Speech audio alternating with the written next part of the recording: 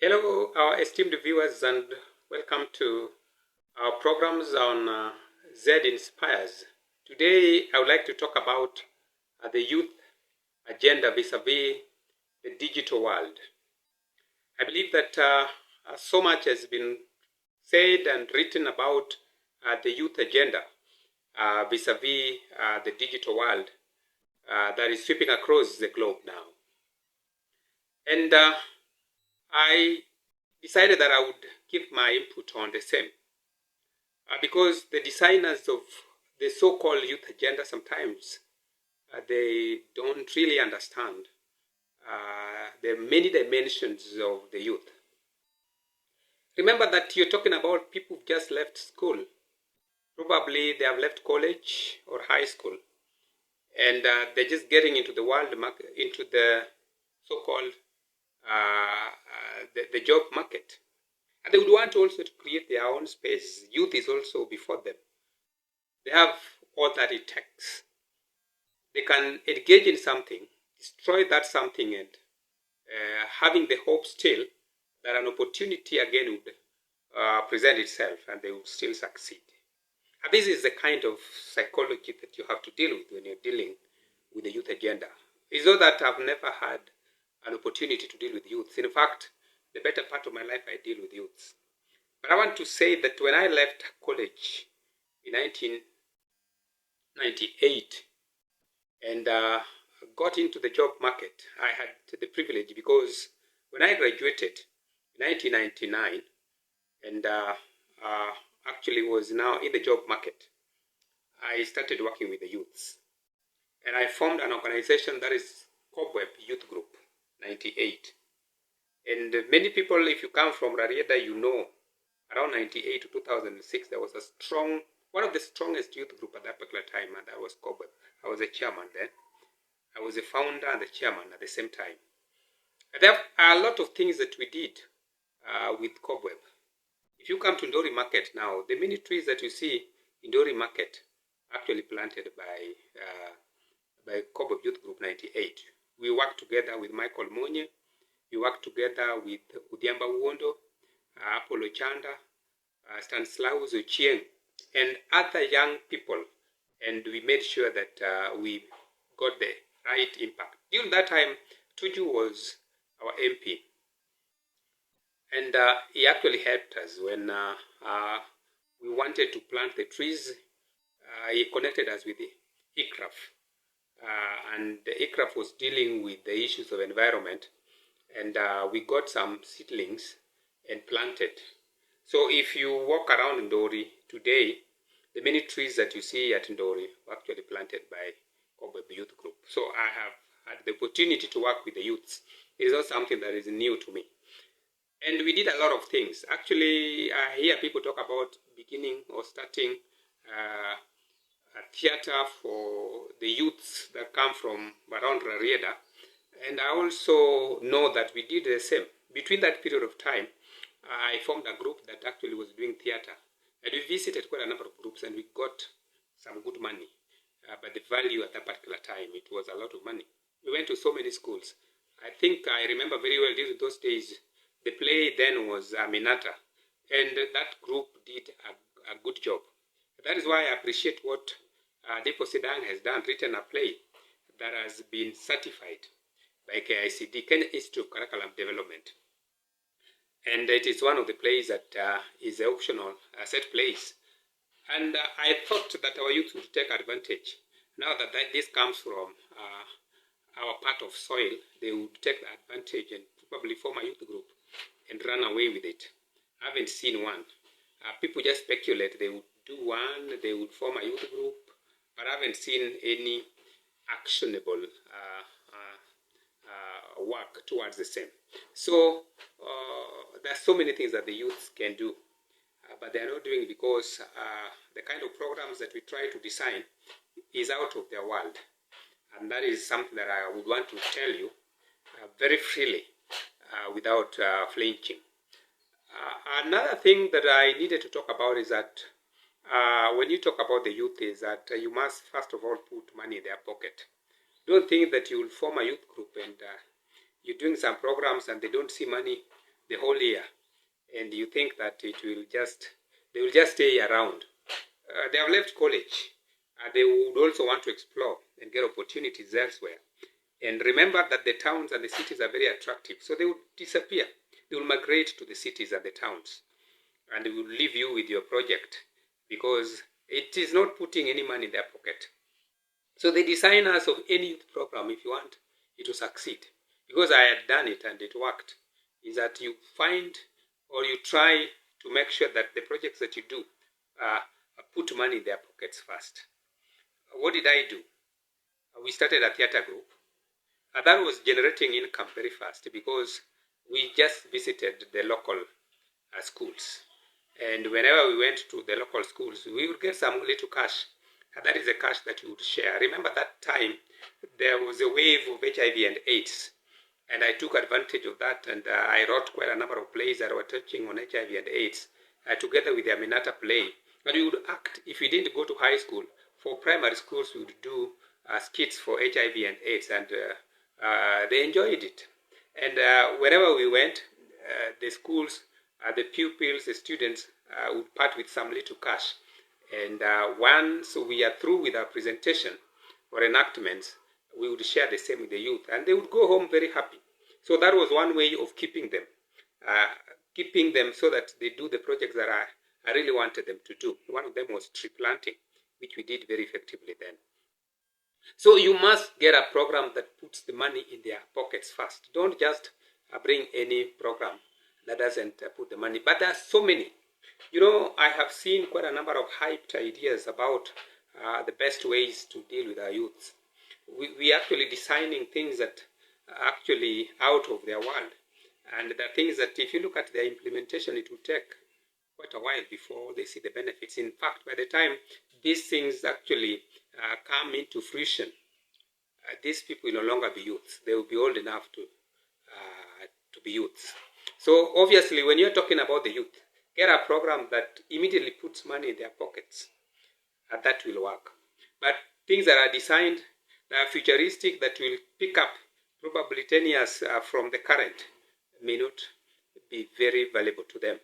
They will migrate to the cities and disappear there looking for other casual jobs other than the projects that you think can help them back in the village.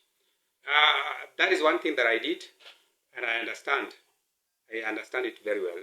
Another way was that when we did this, that now, you know, during those days, the prevalence of HIV/AIDS was high. Then organization began now to see us, and one of them was PSI. PSI, Population Services International, is an American organization that deals with the prevention of diseases in sub-Saharan Africa by that time. And Kenya was one of the countries where they had their programs. And fortunately, during that time, Rarieda, or CI in particular, was part of the areas that they had their programs because of the prevalence of malaria. And remember, malaria and HIV/AIDS then was a very critical issue. So they were dealing with insecticide-treated nets.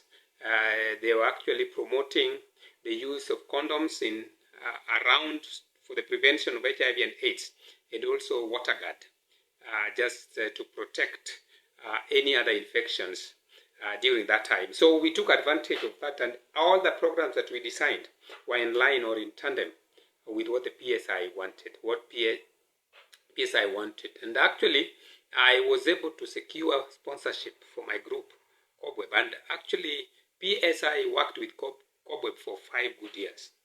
And every week they would give us money. We made sure that we made our youth mobile. And that money, I made sure that we gave them some bit of it, and the better part of it we saved for them, and I bought for them bicycles. That is common knowledge. People know what we did while we were running Cobweb. And they got the bicycle so that anytime we were going to another place or to a place for a presentation, they would use their bicycles. We would go to Nyagoko from Dori, we would go to Bondo, we would go to Nyangoma from Dori, and it worked because they were now mobile, and at the same time they were getting something. So we were not telling them to walk. So I designed a program that would make sure that they are mobile. So anytime there is a program we were running, we didn't have to run what we call the transport cost. Actually, it was also a way to make them physically fit, because as they were riding the bicycles, they would expend a lot of energy, and in the process, they were mentally and physically fit. So anything that I did was very deliberate. So when it comes to issues of the youth agenda, I believe I understand them very well. So that helped us to run our programs, the bicycles that I bought for them, and also the money that was always there in their pocket. Do you know that when we went to the markets, we would even do some fundraising, because once people had watched what they were doing, we were doing very attractive skits. We would raise some little funds. Others would actually give us some little cash, and at the end of it all, I made sure that that money was in their pockets. That was one way of making sure that they were retained. So when you talk about the youth and the so-called the youth agenda and the creation of employment, you need to be very careful. Otherwise, you will start a program and the youth will not even listen to you. They will be there for 1 month. They will realize there isn't anything getting into their pockets, and they will disappear, migrate to the cities and the towns looking for cash. Now, let me get to the subject of the youth and the digital economy. And I feel that the youths are not using the digital platforms that we have very well. And they don't know that this is money. I'm one of the people that is savvy when it comes to issues of social media and also the digital world, because I create digital content and I understand how much it pays when you use digital marketing very well. And I believe that if we design very good programs for our youths, the digital programs for our youths, they will take it up and they will make a lot of money out of it, because there is money in the social media platforms. Recently, the president, as you know, sometimes you don't listen to the government policies, so that when you are setting a program, it should also be in line with the government policies. You remember that recently the president hosted the CEO of, is it Facebook? And they came over to Kenya because they want to begin to monetize content that are displayed on their platform, and that is Facebook. And I know many people are asking whether this will come to fruition. It will. It will, because when it becomes a government policy, the government puts a lot of effort into it. But have we shared the same with our youths so that they know how to create this content? You know, many youths associate social media with what we call the showbiz. That is a big mistake. And this is where we get it wrong. We think that social media is for showbiz and probably going into other sites like the pornographic sites and that kind of stuff. It is not. Even the designers of these platforms never actually had the bit of showbiz. That comes because we feel or we find it appropriate to go that direction. Of course, I don't also refuse the fact that showbiz also sells. But for our youths, I think what we need is to sensitize them to make what we call the digital content. And they must also cut themselves a niche on the social media, because you must get something that you can do, a hobby that you can develop into something that can earn some cash. And if you market it very well, because of the various platforms that we have, Instagram, we have TikTok, we have Facebook, we have YouTube. We have so many platforms. On quite a number of them, and I know how much that I get from that. And that is why I want to sensitize our youths that we need to do something. I want to sensitize our leaders. What we are doing is not enough. It is funny that our son is actually in charge of ICT. He's a cabinet secretary in charge of ICT, Eliud Owalo. But again, just being one of us, doesn't make us get anything from him. And I've always said this, and this is my position. I've shared it with so many people, that if you want to get something from someone, begin, and you will attract that person. Don't wait for that person to start it off for you, and now you think that you'll gain out of it. It doesn't work that other way. The best is to begin something. Then someone will begin to see you doing something. Then the person will come over to support what you're doing. So the youth and social media, we have programs that we can design. Because I've been in it and I understand it. I do materials, digital content on matters education. You have seen me all over. And it is not something that is out of this place. But our programs, the programs that we design, you want to begin a program that is on farming, and you want to bring the youth to begin farm. They will not. I know the youth that we have, and the kind of dimensions and how dynamic they are. They will disappear and leave you with your program. So farming is paid, but is it something for the youth? No, go around the world and see the people who are doing farming. Even the big companies that do farming, who are the owners? When did they start it? If you read the history of farming, usually it's not very attractive for the youth. So if you want a program that is for the youth and you want to start it with farming, you may not get along with it. The youth that I know currently in the 21st century are more geared towards what we call the digital economy. They love the smartphones. They love things that are very easy because they are not of your age. You went to school when things were difficult, and therefore you learned the hard way. Them, they haven't gone to school during that period of time, so you wouldn't expect them to align their minds to that kind of thinking. So the things that we design for our youths must be things that are within the world, not out of the world. That I must insist on. There's so many things that we can do on social media. There's so many things that we can sell, but we haven't even identified the areas, the content, the kind of content that our youths can create so that they take bit of the social or the so-called the digital economy.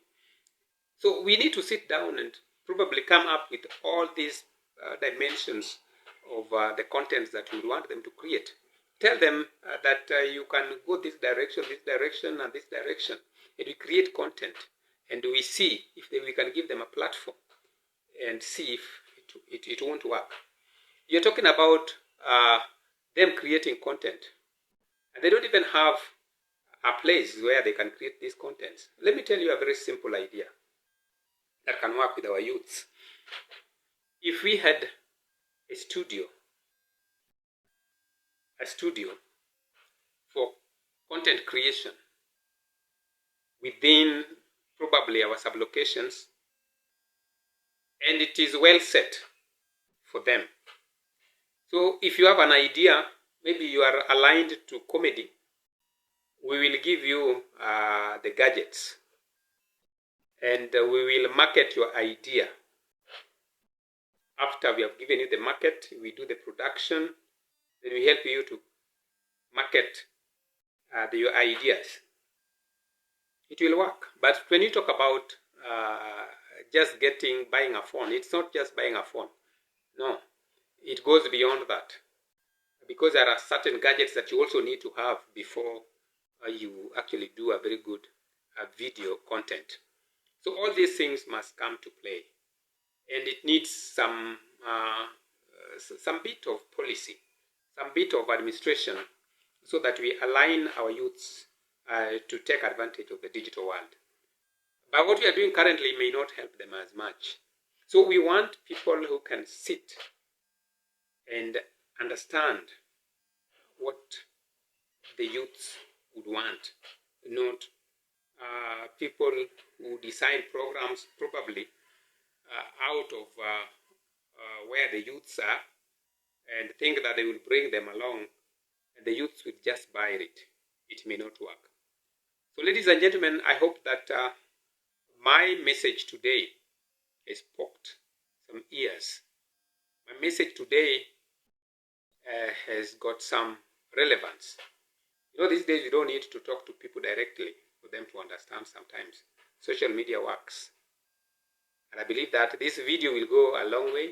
It will become viral so that as we design policies and programs for youths, let us not condemn them. Sometimes we condemn them, but we have designed very wrong programs for them. Thank you, and may God bless you as you continue to listen to Z Inspires.